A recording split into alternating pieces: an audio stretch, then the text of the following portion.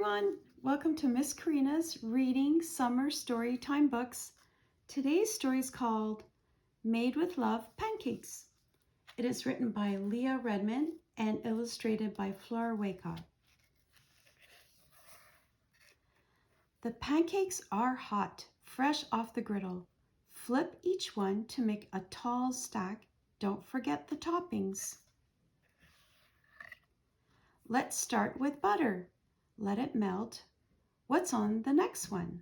Let's drizzle something sweet. Maple syrup.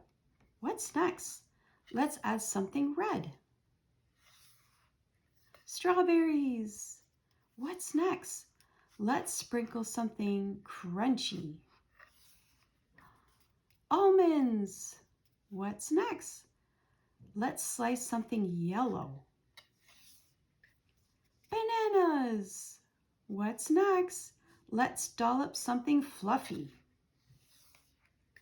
Whipped cream. What's next?